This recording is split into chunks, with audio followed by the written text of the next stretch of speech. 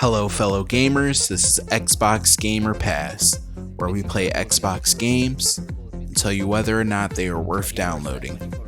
In this video, I wanted to do something a little different. Instead of doing an in-depth single review on an Xbox Game Pass game, I wanted to do quick fire reviews on multiple Xbox games from a personal perspective. These are games that I've played recently, and who knows, maybe you will too. The first game that I have to talk about is Call of Duty Warzone. We all know that it's fun and free, it has the hugest map I've ever seen, and surprisingly the load times are nothing to complain about. The game has easy unlockables like gun attachments, or emblems, or spray paints, and once in a while they'll give you a free gift. And they're not constantly reminding you of the microtransactions, or to purchase the base game, which is a plus. You can meet so many different people, and it might even bring you together with old friends. On the other hand, the game can definitely be laggy sometimes. I personally had a spot of bother with the voice chat and the game's cross-play aspect, but it is not a problem if everyone is using the Xbox party system. Call of Duty Warzone is over 100 gigabytes. It takes up a ton of memory, but that is to be expected. Speaking of taking up a lot of memory, Phantasy Star Online 2 is also around 100 gigabytes, and it's free too. The game has lots of reading. This might be good for some players, but overwhelming to others. There are different classes and races, which allows replayability, but I think it costs to make other characters. I personally love the game's art style, the bosses, and the level design. One thing I did not like was all the different types of currency, which I found confusing. Another free-to-play game is Brawlhalla, the closest thing we Xbox gamers are going to get to Super Smash Bros. Unlike the other games I just mentioned, Brawlhalla only takes up a few gigabytes.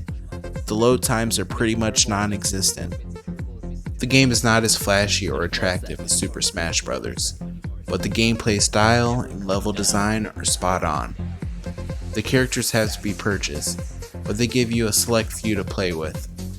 After several matches, you'll have enough game currency to buy a character that you like, or that is best for you. My main character is Lucian. He is fun to play with and reminds me of a character from my favorite anime. Child of Light is a turn-based RPG, not as good as Paper Mario. The narrative is poetry, which was a clever idea executed well for this game. Child of Light was fun for a bit, then it got boring. There's better games out there. Halo the Master Chief Collection has all the games in one. Like Warzone, this game takes up a huge amount of memory, which is always a downside about collections. But one of the things that they do right is allowing the ability to change all the settings at once for all games. Connecting with a player is super easy. There's many different custom games like SWAT or Rockets, and don't forget the co-op story mode. So many nostalgic maps. When I played it recently, the campaign seemed more difficult than it used to. Maybe they upped the difficulty, or I got weak. We all know that Injustice 2 and Tekken 7 are both amazing fighting games, though there are advantages and disadvantages to both.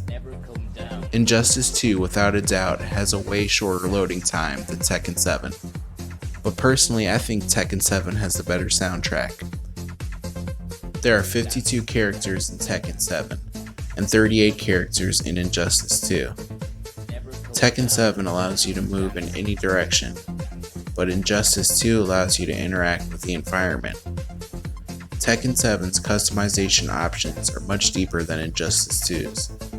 Obviously, the special moves in Injustice 2 are more entertaining than Tekken 7's. If I had to choose one to play for the rest of my life, I'm sorry, but I would choose Tekken 7. And if that gets boring, I would play Budokai 3, as there is no modern game made like that masterpiece. Kingdom Hearts 1 and 2 are some of my favorite games on PlayStation 2, and when I heard they were coming to Xbox One, it was the most exciting news ever. I bought the games a few weeks after they came out, beat the first one on Proud Mode, tried playing Chain of Memories and didn't particularly care for it. Then I saw they added it on Game Pass after I had bought it. I could have used that money on an external hard drive or something. I'm happy that others can now see why I love Kingdom Hearts 1, but it sucks when you buy a game and then see you are able to play it without purchasing it. It has happened to me so many times. Phantom Pain, Kingdom Hearts 3, 2K20, Red Dead Redemption 2, Monster Hunter World, and most recently Soul Calibur 6. Speaking of Monster Hunter World, it's an awesome game, but I had a few issues while starting, like having to complete all the cutscenes before being able to play with a friend. It was kind of a pain to exit out of the quest, and then join friends, then go back to where you were, but other than that, it's a great and unique experience. Every region on the map has its own distinct ecosystem, and they are beautiful. Some people complain that the monster hunts take too long to beat, but I think it's fine.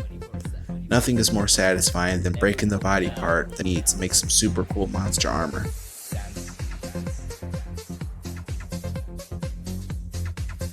Middle-earth Shadow of Mordor is another awesome game, with its Arkham-like combat and Wraith version of detective mode, and the orc promotion system. I've always been a fan of the Lord of the Rings universe. I own all the movies, and I'm happy they made this game, even if it's about a character that isn't directly related to the movies. Naruto Shippuden Ultimate Ninja Storm 4 is a very unique game, with so many characters. They have a lot of different fighting modes, online and offline, but I tend to stick to offline modes, because I don't enjoy being wrecked. The online modes have rage quit written all over them, but still, this game is undoubtedly a masterpiece. I didn't know anything about Phoenix Wright Ace Attorney before this year. I saw the trilogy on sale and decided to check it out. This is also a unique game for the Xbox. It's like a lawyer simulator, where you have to make the right decisions in a court situation. It can feel repetitive sometimes, but it's definitely more fun than it sounds. Check it out. One of my brothers doesn't like video games, but he enjoys it a lot. But then again, he likes Farming Simulator. I tried playing Game Pass's totally reliable delivery service, but everything about this game feels wonky, as if your in-game character chugged 6 beers before you started playing.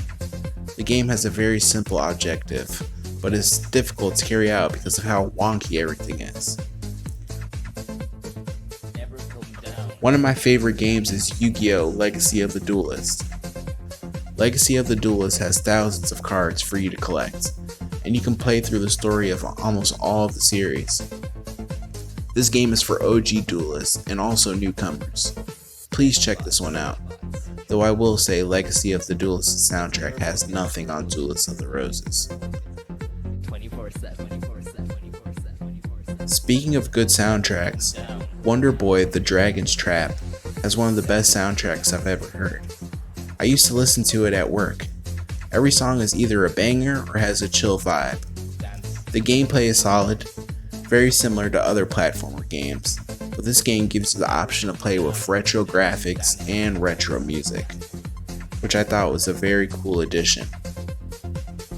I tried my hardest to like Elder Scrolls Online, but I could not enjoy it. I would rather play Skyrim than that. And I will. The last game I'm going to talk about is Trials HD, an Xbox 360 game that can be played on the Xbox One. A game with the simplest controls, but also very fun. The goal is to clear the obstacles and get to the other side. I used to play a computer game like this, so I had to purchase it. There isn't too much customization, but that's okay. The levels are well made and anyone can pick up this game. If you agree or disagree about anything in this video, please comment below. We reply regularly. And as always, thanks for watching.